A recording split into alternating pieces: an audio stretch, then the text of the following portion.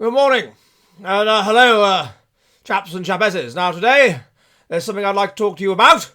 It's something it's been on my mind for a while, chaps. It's been something I've been thinking about since, well, I suppose since kind of July, since July last year, when the great honour was bestowed upon me of becoming the old First Lord of the Treasury of Britain, of Her Majesty's government. And what that great honour is, that issue is what I've been really thinking about. I've been mulling it over in the old noggin there, is leadership. And that is, why is it that the people of Britain, why would they want to elect someone like myself, someone who comes across as a bit of a buffoon? Sometimes I'll be the first to admit that sometimes it's quite useful to be seen as not entirely knowing what one is thinking or what one is talking about. And there's qualities in me that people seem to quite like, folks. They seem to enjoy those. And so what I got thinking about was from a sort of an evolutionary perspective, from the perspective of Charles Darwin and all that good science and all that stuff.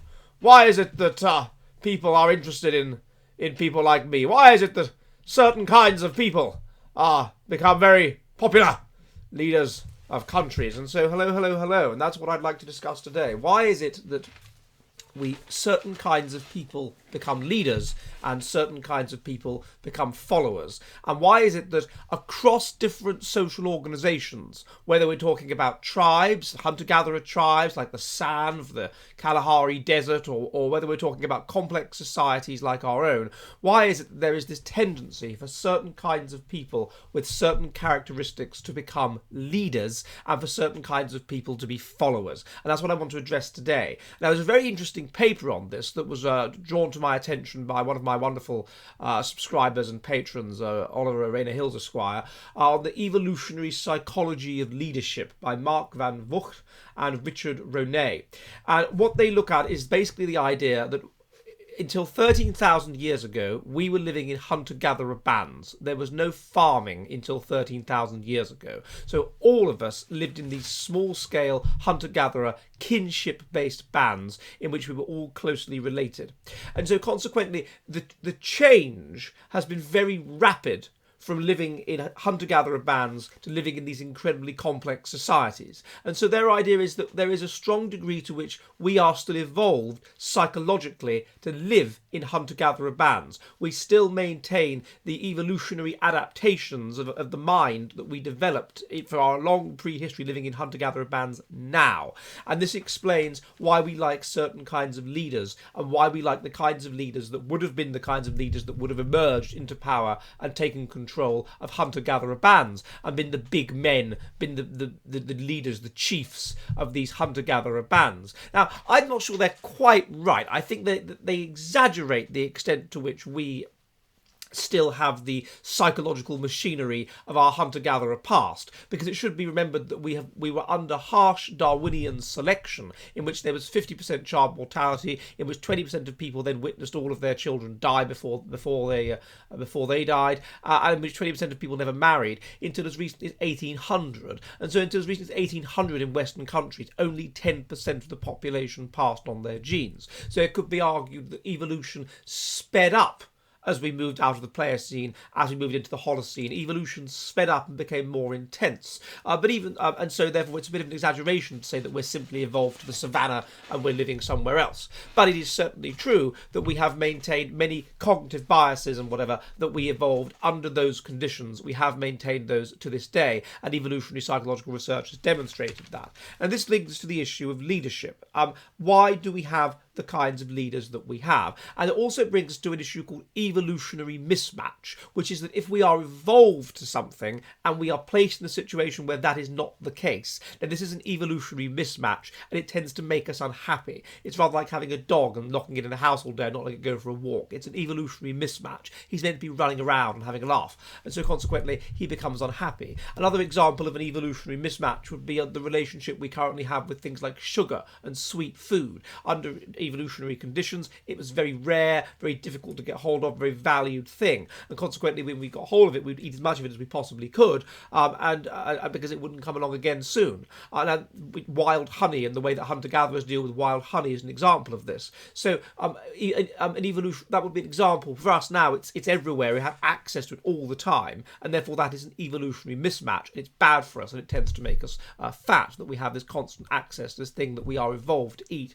and eat very quickly. So that's the focus that I would like on today, is how this has happened, how we have evolved under hunter-gatherer conditions to a certain degree to like certain kinds of leaders, and how this means that certain kinds of leaders are more successful today. Now, if you look at the research from animals, the first basic thing is that animals will follow other animals whom they trust. So we are evolved to follow the person whom we trust. The second thing that you will find in basic tests of leadership among animals is that you simply follow the person who moves first. That's another way that leadership can be created. The person that moves first you will assume is more dominant, knows what he's doing, and there is a tendency therefore to follow people that move first. Now that could be, you can see this, for example, if you're ever standing at a set of traffic lights and it's a red and there's no car. If you there's no car coming, but it's a red man. If you move first and cross the road, you will notice that other people will follow you and do so, because they will trust you and they will assume you know what you're doing. So we're evolved in that way. Now the way that these bands have evolved is they have leaders that lead them in terms of looking for food, that lead them in terms of conflict, and they have these informal, charismatic leaders. Now that's our prehistory. What does this mean for today? Well, the first, what is in terms of the kind of people that we want to follow? Well, the first thing is an issue of sexual selection. We want to follow men, and men are more prone to leadership and better at it. Now, why is this the case? Well, under Darwinian conditions, of course, we have this situation where the male has nothing to lose from the sexual encounter, and so consequently it's in his interests to have sex with as many young, fertile females as he possibly can, and to build up a harem of lots and lots of females so he can pass on lots of his genes. The female has something to lose from the sexual encounter, and consequently she's more picky, she's more selective, because she's more likely to survive, and her offspring are more likely to survive if the man hangs around and invests resources in them. Consequently, females are more likely to sexually select for men who have access to resources, for men who are high up the social hierarchy, because they will be more likely to invest resources in their offspring and in them, and consequently they are more likely to sexually select for men who are leaders. Men who are leaders in prehistory will have been more likely to get access to females and more likely to pass on their genes. And this will therefore select for leadership qualities in men. Men are more likely to have these qualities that make you a good leader, such as charisma, such as intelligence, such as a certain kind of pro-social personality to a certain extent. Not necessarily empathy, but a certain kind of pro-social personality that you can sort of read people and you can understand their emotions and you can manipulate them. Men are more likely to have those qualities because it was those men that were sexually selected for in prehistory, and those men who passed on their genes. And so this is one way of helping us to understand why we tend to prefer male leaders, and why there tends to be this bias, overwhelming bias, to particularly in the business world and whatever, towards male leaders, because men will tend to have these qualities of leadership, this overconfidence, this charisma, this ability to make a cold world feel warm, this ability to inspire people, is something that has literally been selected for in men, because men have been sexually selected, in a sense, for leadership by women. So that's the first thing. The second thing that we can look at is computer models. Computer models have demonstrated that certain kinds of people will first of all, there will always end up being a balance in a group between leaders and followers. A group that has too many leader types won't function properly, and there'll be too much conflict. A group that has too many followers, nobody will take charge and nothing will get done. So in these computer models, you get stability, and you see this, of course, naturally in hunter-gatherer bands. You get stability between the kind of people, between the small minority who are the king rats, as it were, and the rest who will follow. So that we can see how this emerges, that leaders therefore will always be in a minority. Then they've also looked at experiments with testosterone. So we can look at it from a medical perspective. And this has found that males who are high in testosterone will perform cognitively better in tasks when they are in positions of leadership, and men who are low in testosterone will perform cognitively better in tasks when they are in positions of following. And so this, of course, shows you again that there can only be a small percentage of the population who are leaders, and it will be a mismatch. This is again a mismatch issue. It will be a mismatch for them if they are not leaders, and they will feel unhappy. So they will be highly competitive competitive and they will want to become leaders, whereas those that are lower down the social hierarchy will, in a sense, want to be followers. They will want to be led. But the testosterone issue then also shows you a crucial thing that's behind leadership, a crucial issue that's there. Again, the relationship with being a man. Testosterone is the male hormone, and so there's a correlation between a male hormone, between manly qualities and wanting to be a leader and performing well when you are a leader. So it's a certain kind of male that under prehistory became leaders, a high testosterone male. Now, why would a high testosterone male become leader? Well, it is because in these conditions, a big part of leadership was fighting.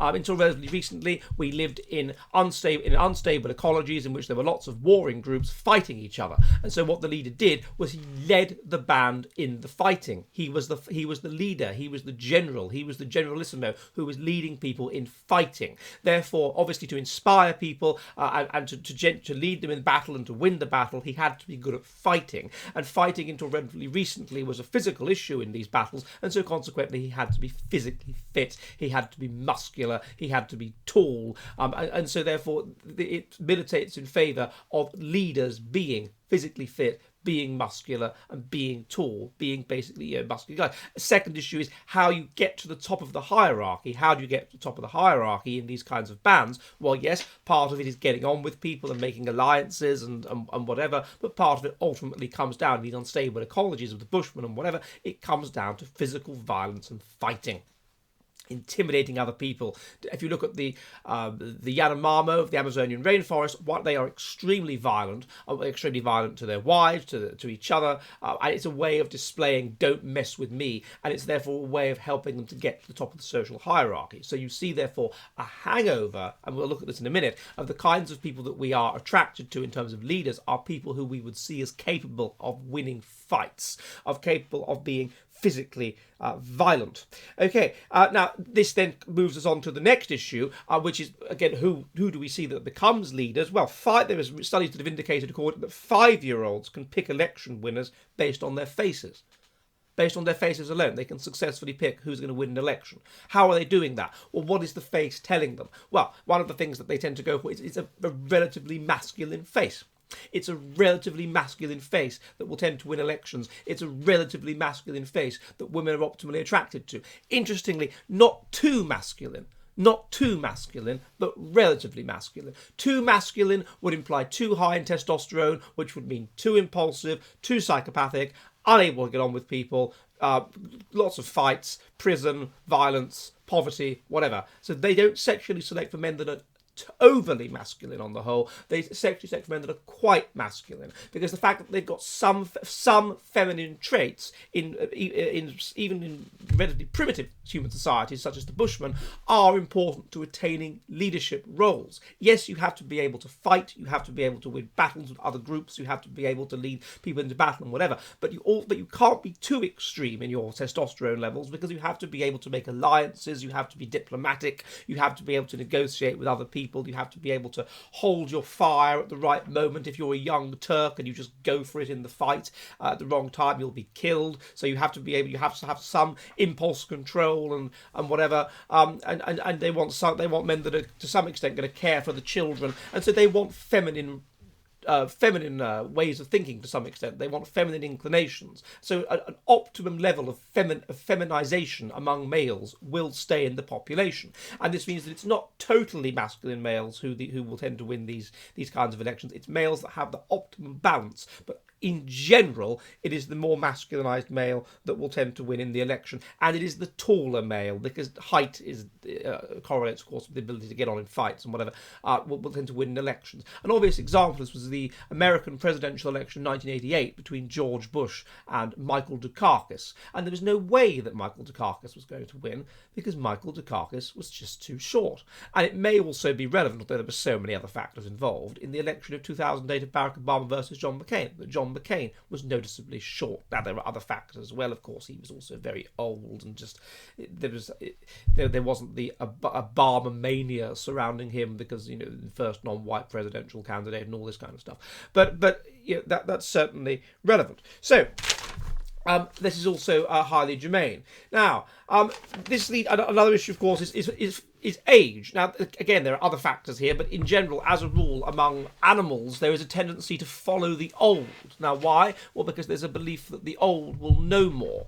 And so within certain boundaries, people tend to quite like leaders that aren't too young. Not too old, because too old equals that they're decrepit and there's things wrong with them and whatever. But they like people that are relatively old. They feel they can trust them. People that are relatively old have wisdom and that sort of thing. And so they tend to go for them. So you have all of these different factors that we're evolved towards in terms of leadership, in terms of the kind of person that we would want to lead us and we would feel happy leading us. And you would expect those to transpose over to today.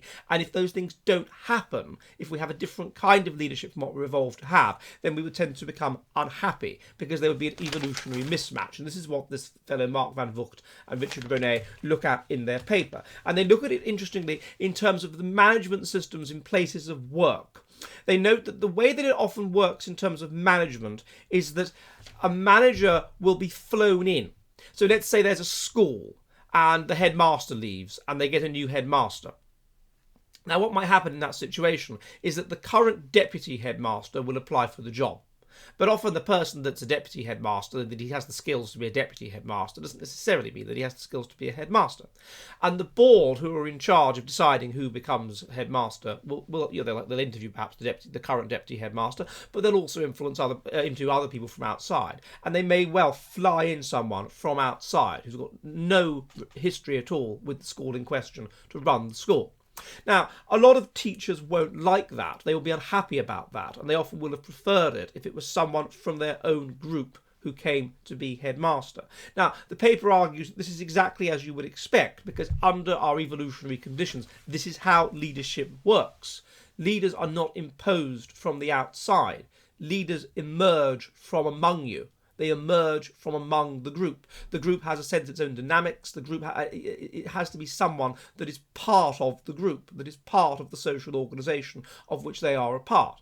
Now, the headmaster that's flown in is part of their organisation in the sense that he's from the same country or in the sense that he's a teacher, but he's not part of that particular organisation that he's running. And so this is an example of social mismatch. And there's research that has shown that when leaders emerge from within the organisation, they are often more successful than those that are parachuted in from outside. And this makes sense because we are evolved to a situation in evolution where that's what used to happen. We would be in a band of people where everybody knew each other essentially, and the leader would emerge from among those people. Now that's of course what happened with Boris.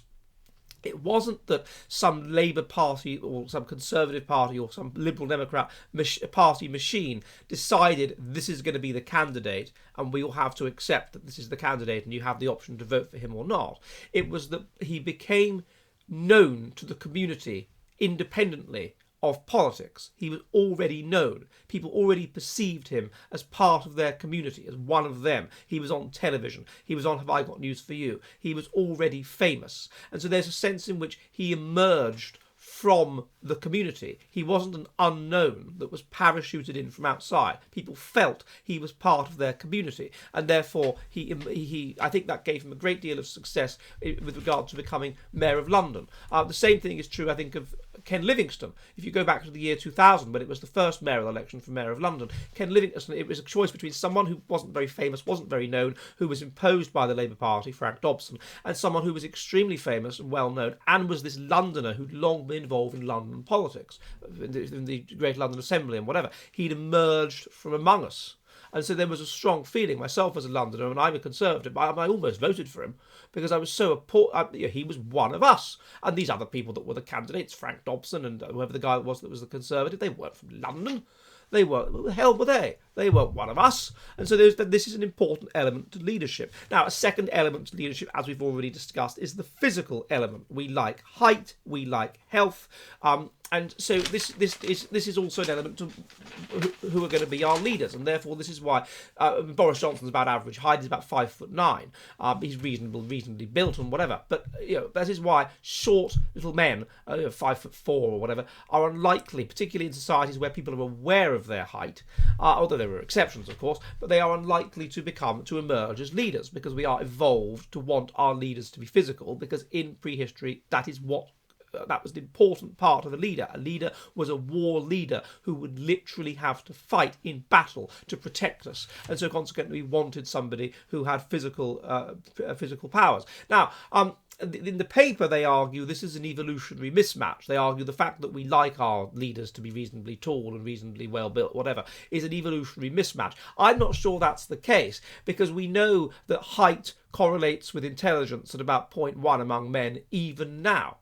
And so consequently, you can see why you should want to have a relatively tall person as a leader. Secondly, we know that height is a marker of good genes. Height is a marker that you have managed to reach your phenotypic maximum height, despite the fact, or you probably have, despite the fact that you may have had all kinds of pathogens and things you've had to fight off.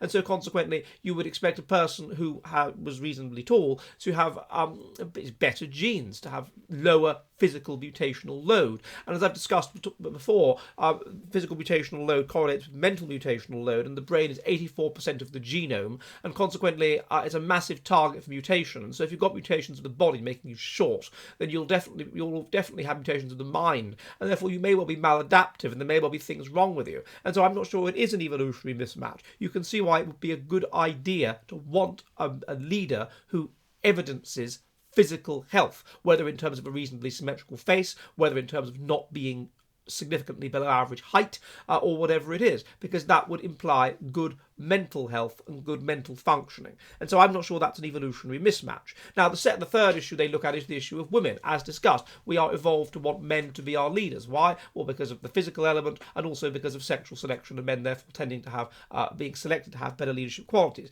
Now, what the paper argues, in a rather politically correct mode, is that women are better leaders in some ways. They have better verbal skills, they have better memory, they're less likely to get into conflicts and all this kind of thing, and so therefore it's an evolutionary mismatch that we tend to not want to have women as leaders.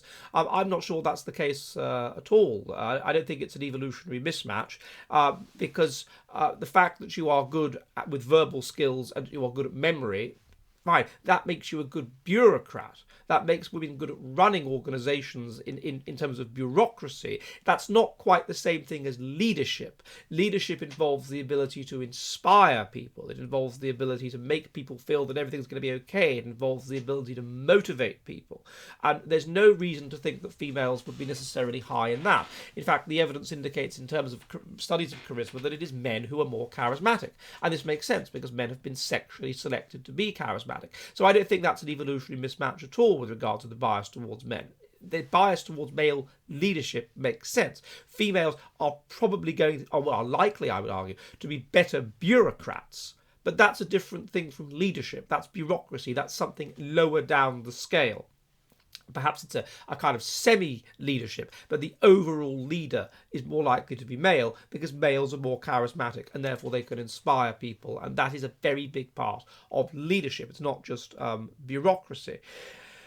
This is then another issue that the paper raises, which is in terms of another potential mismatch, which is, of course, we want and we prefer to know everything about our leaders. This is another issue with Boris. There's a degree to which we know a lot about him. We just had a child. He seems to have had other children. We're not even sure how many children he's had. He lives his life in public. And that was the case in prehistory. That's what we're evolved to. We're evolved to want to judge our leaders by their private lives, to judge them as people.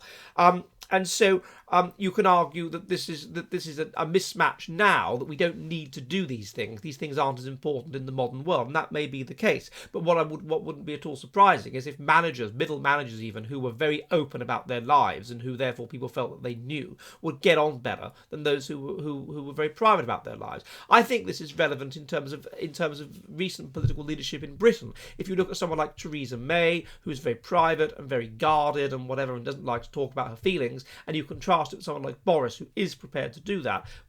Boris is a lot more interesting and a lot more inspiring as a leader because he is like that. Because you feel you know a person, you feel that they're one of the community if they tell you all about themselves and about their feelings and whatever. Even John Major was very into doing that, and if you read his memoir, he's extremely open. So this is another issue which has been suggested to be a mismatch, but I'm not sure it is a mismatch. It's not a mismatch. It's we are evolved to this situation.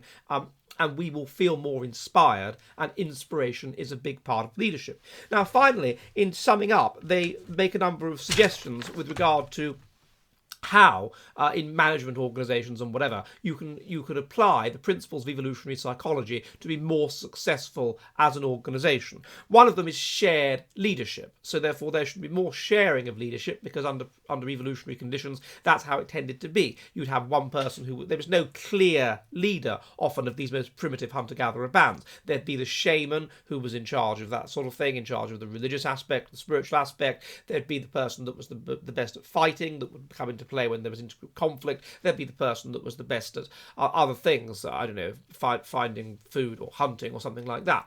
So there should be shared leadership. The second thing they argue is that we're used to small functional units in which we can hold the leader accountable and remove him if we don't like him.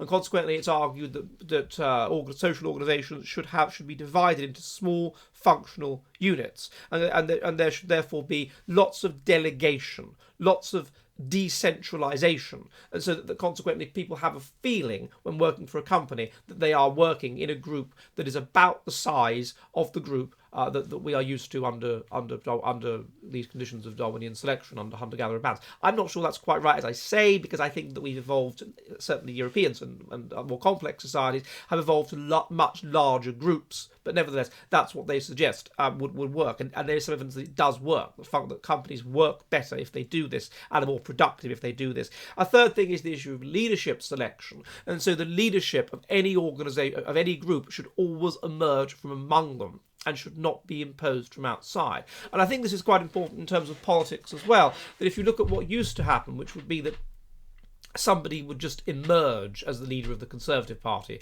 after lots of backroom talking and whatever. And there was a feeling among the members of the party, among the party members, that this wasn't very fair, that we don't have a say and this person's just emerged and we have to accept them, and we don't like this. And I think that obviously the members of the Conservative Party are much happier now that they have a chance to elect their leader. And of course but the problem then comes if that leader hasn't emerged from among the members of Parliament. So he's a leader of the party members in the country, but he hasn't actually emerged from among the members of Parliament. So you have this problematic disconnect there, that he's supported by one group and not the other. Now, Boris, of course, it works because he's supported overwhelmingly by the party membership, and he has substantial support among the parliamentary party, probably the majority if they had to vote, if it had been with him and Hunt, probably. But you have the other extreme, which is you have someone like Ian Duncan Smith, who had the support of the party members, but there's very little support among the parliamentary party, or Jeremy Corbyn, support of the party members, very little support among the parliamentary party. Then they haven't emerged from among them, and it's a problem. The next one that has been shown to be relevant is the issue of leadership selection. So the leaders have to be seen to have emerged properly. It can't be seen through bribery or whatever. They have to have emerged through their own merits, through, if you like, fighting to the top, which is what would have occurred under these earlier conditions. Then they look at various other issues, such as how you become a leader. This is also quite important in the modern world. How you become a leader. They look at you becoming through bribery, through giving everyone public goods. That's how you maintain your leadership, through winning a war, through controlling information, or simply through killing your rivals. Now, this, of course, is a problem because it means that one of the things that tends to allow you to become a leader is overconfidence. Now, under these pre-modern conditions in these tribal organisations, if the overconfident person who can talk his way into the leadership, who isn't really competent to be a leader, but he's overconfident, and he manages to become a leader, and he inspires people with his confidence, and he makes people believe that he's going to be brilliant. Well, if he's very, very bad, then in a tribal organisation, he can be easily removed. Indeed, he'll be killed. He'll just be removed by the band if he's no good at it. It's much more difficult to remove people that get into positions of power through overconfidence and aren't really any good in more complex societies. And so perhaps that is an evolutionary mismatch that we have to be very careful of, not just in the country at large, but in social organisations. The person who simply comes across as confident, who doesn't have any of the other dimensions of leadership necessarily, but simply comes across as confident, that comes there with lots of big plans and things he's going to do. That person is a person we should be suspicious of, because it's more difficult to get rid of him with all of the bureaucracy that we have than it would have been. We are evolved to be attracted to the person who's extremely confident, because normally, because in prehistory, if he is extremely confident and useless, we can remove him, and normally if he's extremely confident, it's probably because he's charismatic and he'll be a good leader. Now we have this problem now where we are still attracted to these kinds of people, but there's no costs to them messing up because it's harder to get rid of them. And so that is a problem then, with extremely confident leadership in the modern world. But anyway, that's the research. That's the research on the evolutionary psychology of modern day leadership, and I hope it has been of interest. And I would like to thank Oliver Hills Esquire for funding this video, and if you would like to fund me, then of course you can do so through Subscribestar, through you can see the list of the video, PayPal, through offline super chat, which is how this was done. Do we remember that we are at the moment live streaming twice a week, once on Mondays at 7 p.m. British time, and then on Thursdays 7 p.m. British time. So do tune in, and I will see you soon, and goodbye.